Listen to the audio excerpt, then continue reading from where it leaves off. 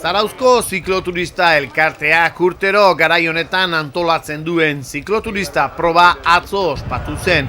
Zarautz, Gernika, Zarautz proba izaten da eta aurten berezia izan dugu, zeren bere 25. urteurrena bete du.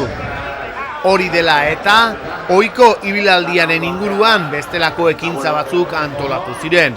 Horrela, izena ematen zuten lehenengo 500 zikloturistak maillot berezi bat jasotzen zuten izena ematerakoan. 500 maillot prestatu ziren eta azkenean 700 partaide izan genituen Zarauzko udal kiroldegitik atera eta Gernikarantz joan zirenak.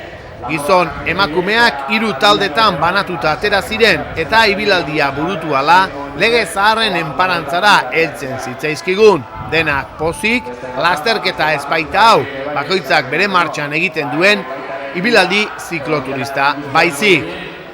Batzuk bizkorrago, besteak makalago, baina heltzean denak oparia jasotzen zituzten. Mokadutxo bat hartzeko aukera ere bai, noski indarrak berritzeko asmoarekin. Eta bertan antolatutako ekitaldien artean, zikloturista elkarteak 25 urteurren hau ospatzen zuela eta ateratako maillotak udaleko ordezkariei banatu zizkien. Alkatea Jon Urien eta turismo zinegotzia Imanol Lazari. Biak ere oso pozik azaldu ziren opariekin eta udalak bere aldetik, zikloturista elkarteari ere 25. edizio honetan oparitxo bat eskaini zien. Angel Izaza, zikloturista elkarteko lehendakaria oso pozik zegoen, dena primeran atera zen, eguraldia lagun izan zuten, horrek eragin handia izaten baitu partaidetzan eta beste kezka nagusia errepidea izaten da. Horren beste txirrindulari kaleetan, errepideetan ibiltzeak bere arriskutua izaten baitu, baina zorionez, iningo arazorik gabe amaitzea lortu zuten guziak eta hori pozteko beste arrazoia zuten. Beraz, egun handia Zarauzko zikloturista elkartearentzat eta Gipuzkoan antolatzen den proba nagusi honentzat.